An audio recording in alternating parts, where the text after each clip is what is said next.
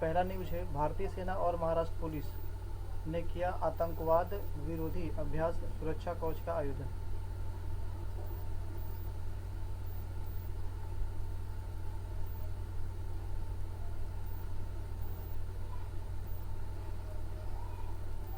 भारतीय सेना और महाराष्ट्र पुलिस ने महाराष्ट्र के पुणे के लुल्ला नगर में आतंकवाद विरोधी अभ्यास सुरक्षा कवच का आयोजन किया। इस अभ्यास का उद्देश्य पुणे में किसी भी आतंकवादी कार्रवाई का मुकाबला करने के लिए आतंकवाद विरोधी त्वरित प्रतिक्रिया टीम को सक्रिय करने के लिए सेना और पुलिस दोनों की कवायद और प्रक्रियाओं में तालमेल बिठाना है। इस अभ्यास में सेना की त्वरित प्रतिक्रिया टीमों, डॉग स्क्वाड और बम डिस्पोजल टीमों के साथ साथ आतंकवाद रोधी दस्ते एटीएस और महाराष्ट्र पुलिस की त्वरित प्रक्रिया टीम ने हिस्सा लिया। यह अभ्यास कोविड-19 के सभी सुरक्षा मानदंडों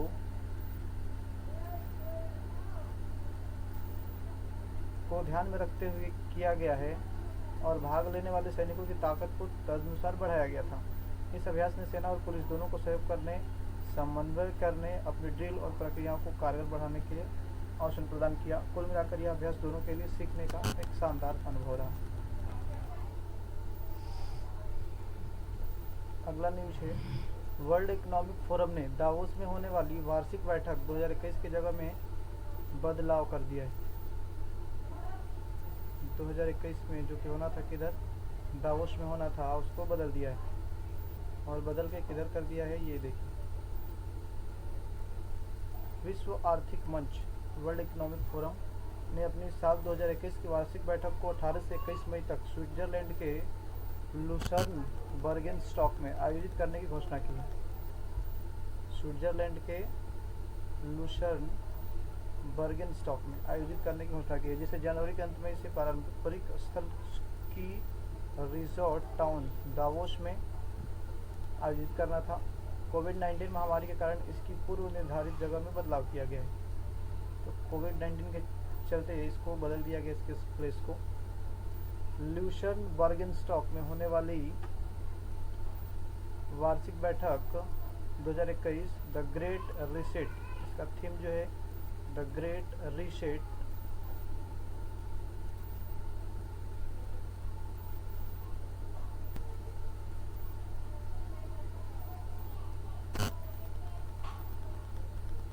द ग्रेट रीसेट की थीम पर आयोजित की जाएगी। इस बैठक में दुनिया की सबसे गंभीर चुनौतियों का सामना करने के लिए जरूरी समाधानों पर विचार विमर्श किया जाएगा।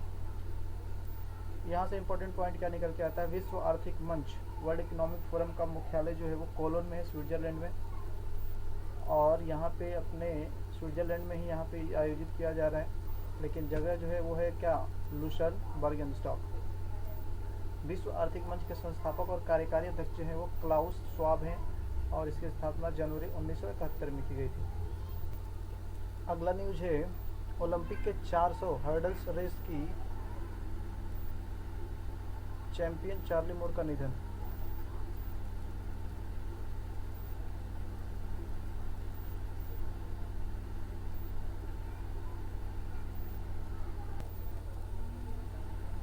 ओलंपिक के 400 हर्डल्स रेस के चैंपियन चार्ली मूर का निधन हो गया है।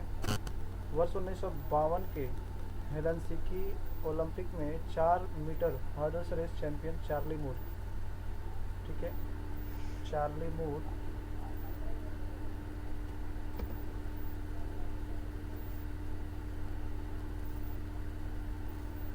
का निधन हो गया। उन्होंने 1952 में बारिश में 400 हर्डल्स रेस जीतकर 50.8 सेकेंड में क्वार्टर फाइनल में सेट किए गए ओलंपिक रिकॉर्ड की बराबरी की थी। इसके अलावा उन्होंने संयुक्त राज्य अमेरिका की 1600 मीटर रिले टीम के लिए हेलसिंकी में एक रजत पदक भी जीता था।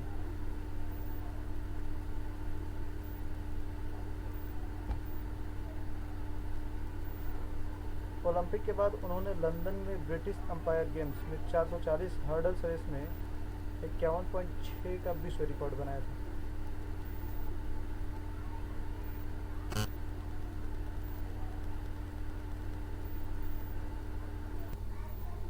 नेक्स्ट अगला न्यूज है, अमेजन पे ने भारत में डिजिटल पेमेंट्स को बढ़ावा देने के लिए उबर के साथ हाथ मिलाया। उबर के साथ अमेजन पे ने अपने डिजिटल पेमेंट्स को बढ़ावा देने के लिए पार्टनरशिप किया है। Online payment processing service Amazon पे और कैब सर्विस, उबर जो है वो है कैब सर्विस है, प्रोवाइडर टेक्नोलॉजी कंपनी। उबर ने भारत में डिजिटल भुगतान को प्रोत्साहित करने के लिए एक साझेदारी की घोषणा किया है इन लोगों ने। यह पार्टनरशिप अमेजन पे को उबर ऐप पर भुगतान विकल्प के रूप में जोड़ेगी। उबर ऐप में आपको पेमेंट करेंगे तो वहाँ पे अमेजन पे का विकल्प आएगा। और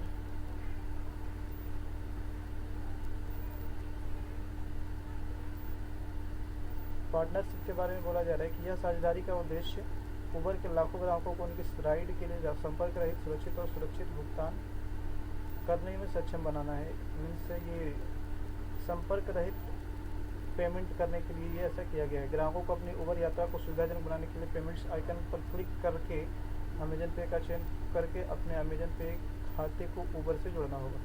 भुगतान प्रक्रिया को आसान बनाने के लिए किसी भी उबर यात्रा के पूरा होने के बाद किराया अपने आप अमेजन पे बैलेंस से हो जाएगा। उबर टेक्नोलॉजी इंक के सीईओ जो है वो दारा खोसरो शाही हैं और उबर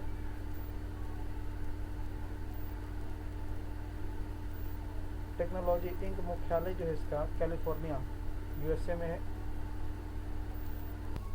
नेक्स्ट अगला न्यूज़ है, पाक आतंकी गतिविधियों में रोक लगाने में रहा फेल। पाक आतंकी गतिविधियों में रोक लगाने में फेल हो गया है।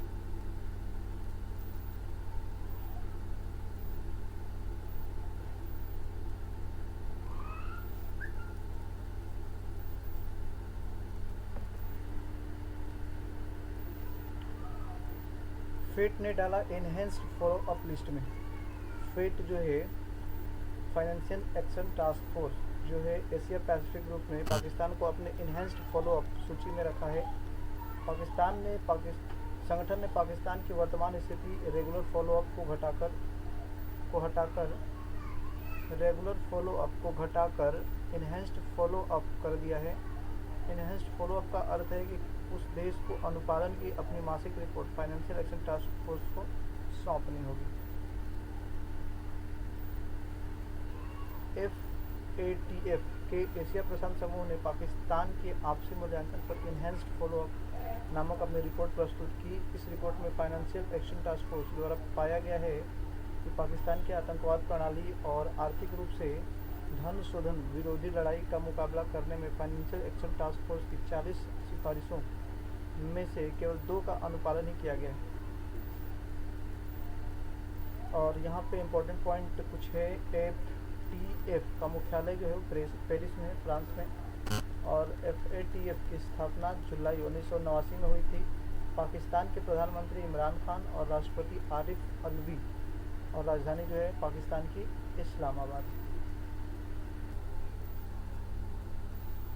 नेक्स्ट अगला है न्यूज़, भारत पे ने अपने अभियान के लिए 11 क्रिकेटर्स स्टार को अपना ब्रांड एम्बेसडर बनाया है। अपना तरह से टीम बना दिया इसने 11 खिलाड़ियों के साथ। 11 जो है वो क्रिकेट प्लेयर्स हैं। और भारत पे ने ब्रांड, यहाँ पर देख सकते हैं, भारत पे ने ब्रांड एम्बेसडर के रूप में 11 क्रिकेट स्टार्स के साथ अपने सबसे प्रभावी टीवी अभियान टीम भारत पे को शुरू की घोषणा की है। इस टीवीसी सीरीज को जाने माने बॉलीवुड निर्देशक पुनीत मल्होत्रा निर्देशित कर रहे हैं। कौन निर्देशित कर रहा है? टीम भारत पे टीवी अभियान को कौन निर्देशित कर रहा है? तो पुनीत मल्होत्रा। और जो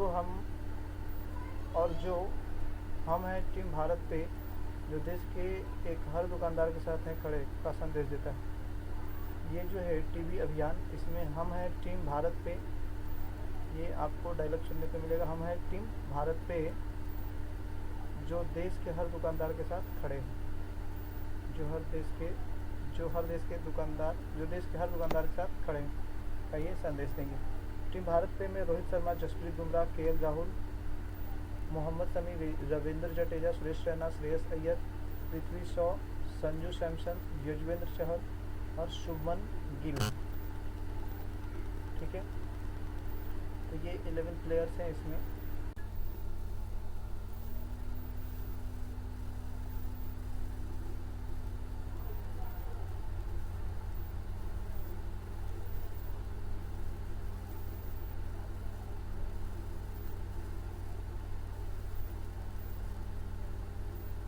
कंपनी अपने 4 टीवी विज्ञापनों के माध्यम से वित्तीय सेवाओं के परिदृश्य को फिर से परिभाषित करने के लिए तैयार है, जो भारत भर के छोटे दुकान मालिकों के लिए भारत के वित्तीय उत्पादनों के रेंज के बारे में जागरूकता बढ़ाने के लिए डिजाइन किया गया है, जिसमें QR आधारित भुगतान स्वीकृति, बिना गारंटी लोन, 0% लेन-देन शुल्क वापसी, कार्ड भुगतान मशीन और आकर्षक लॉयल्टी प्रोग्राम शामिल है।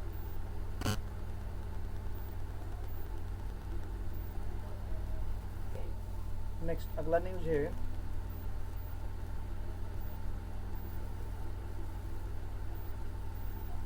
RBI ने छोटे व्यवसायों के लिए बैंकों की कुल जोखिम सीमा की बढ़ोतरी की।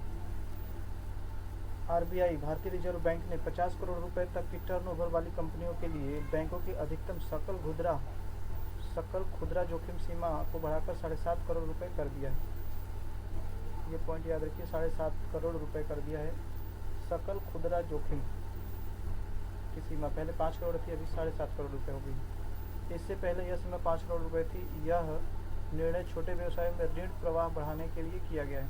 सभी नए एक्सपोजर और मौजूदा एक्सपोजर पर 75% का जोखिम भार लागू होगा, जहां बैंकों द्वारा 7.5 करोड़ रुपए की संशोधित सीमा तक वृद्धिशील जोखिम लिया जा सकता है।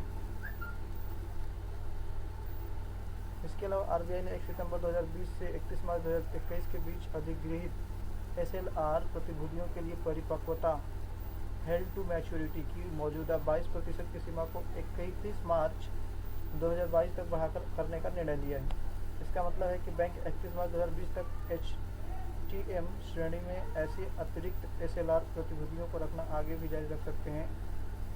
30 जून 2022 को समाप्त हुई तिमाही से आरंभ की गई HTM सीमा को चरणबद्ध तरीके से 19.5% तक सीमित किया जाएगा। RBI के गवर्नर कौन है? शक्तिकांत दास, जो कि 25वें गवर्नर है, और मुख्यालय किधर है? मुंबई में है। 1 अप्रैल 1935 को इसकी स्थापना हुई थी RBI की, कोलकाता में।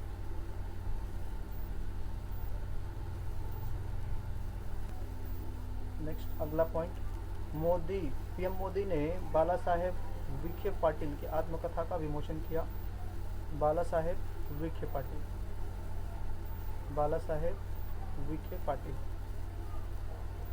की आत्मकथा का विमोचन किया है। प्रधानमंत्री नरेंद्र मोदी ने वीडियो कॉन्फ्रेंसिंग के जरिए पूर्व केंद्रीय मंत्री डॉक्टर बाला साहेब विखे पाटिल की आत्मकथा का विमोचन किया। डॉक्टर पाटिल की आत्मकथा का शीर्षक देह विचवा करनी है। इसका अर्थ होता है अपना जीवन किसी नेक काम के लिए समर्पित कर देना। देह विचवा करनी, जिसका अर्थ है अपना जीवन किसी नेक काम के लिए समर्पित कर देना। डॉक्टर पाटिल कई बार लोकसभा के सदस्य भी रहे हैं। उनका साल 2016 में 84 साल की उम्र में निधन हो गया है। इसके अलावा प्रधानमंत्री ने प्रवर रूरल शिक्षा सोसाइटी का नाम बदलकर उनके नाम पर लोक नेता डॉक्टर बाला साहेब विखे पाटिल प्रवर रूरल एजुकेशन सोसाइटी। तो ये याद रख सकते हैं कि लोक नेता डॉक्टर बाला साहेब विखे पाटिल प्रवर रूरल एजुकेशन सोसाइटी रख दिया गया है। किसका नाम बदल करके? तो प्रवर रूरल शिक्षा सोसाइटी। इस सोसाइटी की स्थापना अहमदनगर के लोनी जिले में ग्रामीण लोगों को विश्व स्तरीय शिक्षा प्रदान करने और बालिकाओं को सशक्त बनाने के उद्देश्य से की गई थी। Next, IMF international monetary fund ने चालू वित्त वर्ष में भारत की GDP 10.3% तक नेगेटिव रहने का जताया है। चालू वित्त वर्ष में भारत की GDP सभी लोग क्या करें? नेगेटिव ही इंडिकेट कर दें। और IMF ने जो है वो कितना बता रहा है? 10.3%। वर्ल्ड इकोनॉमिक आउटलुक की रिपोर्ट के अनुसार अंतर्राष्ट्रीय मुद्रा कोष ने भारतीय अर्थव्यवस्था के वित्त वर्ष 2020-21 ये चालू वित्त वर्ष है 2020-21 के लिए जारी अपने पूर्व अनुमान को कोविड मामलों में हो रही लगातार वृद्धि के कारण 4% से बढ़ाकर -10.3% कर दिया है। हालांकि आईएमएफ ने वित्त वर्ष 2021-22 में भारत की जीडीपी सबसे तेजी से बढ़ती अर्थव्यवस्था की स्थिति पाकर 8.8% की दर से बढ़ने का अनुमान जताया है, जो पहले 6% आंका गया था। वहीं दूसरी ओर आईएमएफ ने 2020 में विश्व अर्थव्यवस्था के 4.4% नेगेटिव रहने की संभावना जताई है, जिसे पहले 5.2% आंका गया था। आईएमएफ का मुख्यालय वाशिंगटन में है। इंटरनेशनल मॉनेटरी फंड का मुख्यालय वाशिंगटन डीसी में है, यूएसए, और इसके निदेशक जो हैं प्रबंध निदेशक और अध्यक्ष क्रिस्टलिना जॉर्जीवा। आईएमएफ के मुख्य अर्थशास्त्री और गीता गोपीनाथ। आईएमएफ के मुख्य अर्थशास्त्री जो हैं वो है गीता गोपीनाथ।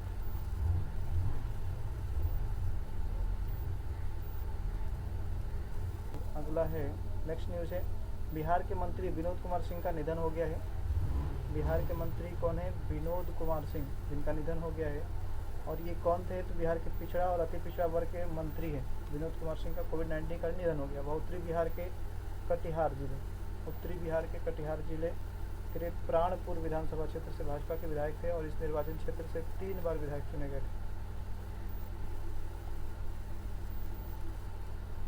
ठीक है, नेक्स्ट अगला न्यूज़ है, विश्व मानक दिवस, वर्ल्ड स्टैंडर्ड्स डे और इंटरनेशनल स्टैंडर्ड्स डे हर साल 14 अक्टूबर को विश्व स्तर पर मनाया जाता है। 14 अक्टूबर को यहाँ पे विश्व मानक दिवस, ठीक है, विश्व मानक दिवस 14 अक्टूबर को मनाया जा रहा है।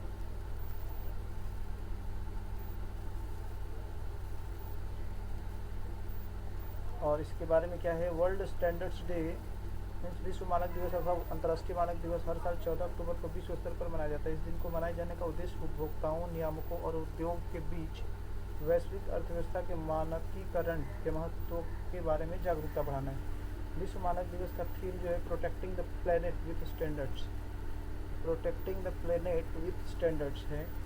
यह दिन अंतर्राष्ट्रीय मानकीकरण निकायों, अंतर्राष्ट्रीय विद्युत तकनीकी आयोग, अंतर्राष्ट्रीय मानकीकरण संगठन और अंतर्राष्ट्रीय दूरसंचार संघ के सदस्यों के द्वारा प्रत्येक वर्ष विश्व भर में उन हजारों विशेषज्ञों के साथ संयुक्त रूप से कृतज्ञता व्यक्त करने के लिए मनाया जाता है, जो स्वैच्छिक रूप से तकनीकी सहमति विकसित करते हैं और जो कि अंतर्राष्ट्रीय मानक के रूप में प्रकाशित होते हैं। विश्व मानक दिवस 2020 पोस्टर प्रतियोगिता के विजेता जो हैं, विजेता भारत की ज्योति बिष्ट हैं।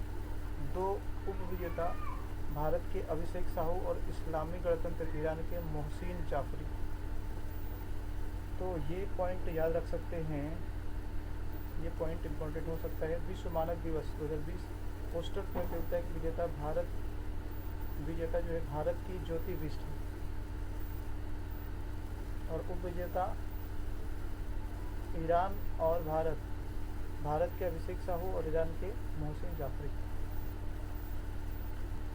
उपरोक्त समाचार से जो इम्पोर्टेंट पॉइंट है, इंटरनेशनल ऑर्गेनाइजेशन ऑफ स्टैंडर्ड मुख्यालय जिनेवा और इसका स्थापना जो है 23 फरवरी 1947 को लंदन में हुआ है। अध्यक्ष है एडी नजोरोगे।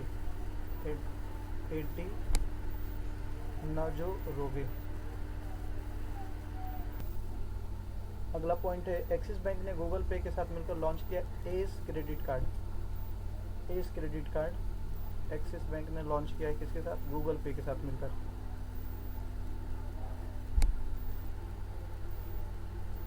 एक्सिस बैंक ने डिजिटल अर्थव्यवस्था में उपयोगकर्ताओं की बढ़ती भागीदारी पर ध्यान केंद्रित करने के लिए एक्सिस एस क्रेडिट कार्ड नामक एक नया entry level credit card launch किया है। यह उपभोक्ताओं को एप्लीकेशन से जारी करने के लिए एक सहज डिजिटल अनुभव दिलाने के लिए लॉन्च किया गया है।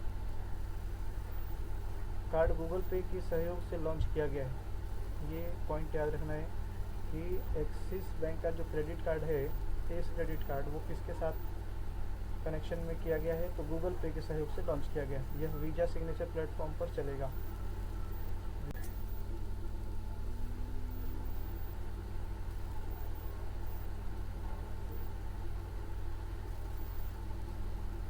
इससे गूगल पे के उपयोगकर्ता अपने ACE क्रेडिट कार्ड का इस्तेमाल अपने कार्ड को टैब किए बिना अपने फ़ोन से जुड़े सुरक्षित डिजिटल टोकन के माध्यम से भुगतान करने के लिए कर सकेंगे। वर्तमान में axis bank S credit card केवल गूगल पे के चुनिंदा ग्राहकों के लिए उपलब्ध होगा। हालांकि कोई भी एक्सिस बैंक की वेबसाइट पर इस क्रेडिट कार्ड के लिए आवेदन ऑनलाइन कर सकते हैं। इस कार्ड से संबंधित जानकारी जो है वो नीचे दी गई है। देखिए, axis bank S credit card निम्नलिखित फीस चार्ज की जाएगी। इसकी जो ज्वाइनिंग फीस है 499 GST, रिन्यूअल फीस 499 और GST।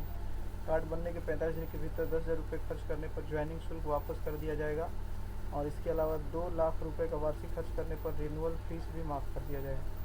एक्सिस बैंक का मुख्यालय जो है वो मुंबई में है। एक्सिस बैंक का मुख्यालय किधर है? मुंबई में, ठीक है। और एक्सिस बैंक के जो CEO हैं, MD CEO, वो अमिताभ चौधरी। तो ये था करंट अफेयर आज का, और इससे रिलेटेड क्वेश्चंस को देखते हैं, जो कि अड्डा 247 पे आपको हर दिन मिलता है क्विज कॉन्टेस्ट। तो चलिए क्विज कॉन्टेस्ट देखते हैं इसका। फर्स्ट क्वेश्चन, IMF ने वित्त वर्ष 2021 में भारत की GDP में किस दर पर रहने का अनुमान जताया? तो ये था -10.3%। फर्स्ट ऑप्शन क्लियर है। नेक्स्ट क्वेश्चन है,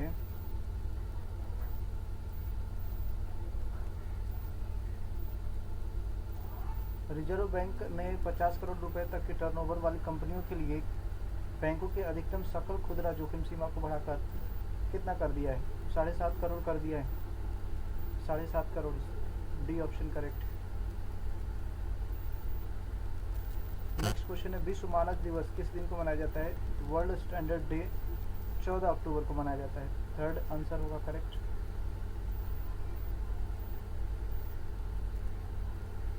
नेक्स्ट क्वेश्चन,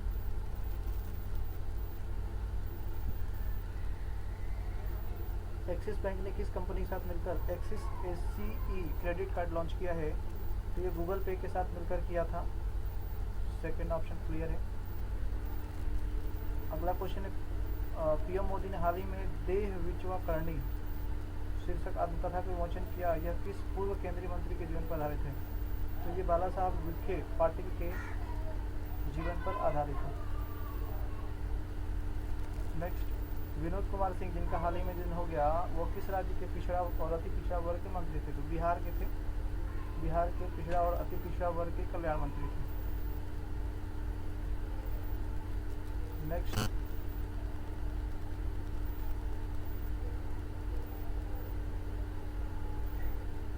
अगला क्वेश्चन है, RBI ने सितंबर 2020 से 31 मार्च 2021 के बीच अधिग्रहित SLR प्रतिभूतियों के लिए परिपक्वता हेल्ड मैच्योरिटी के मौजूदा 22% की सीमा को कितने तक बढ़ाने का निर्णय लिया है?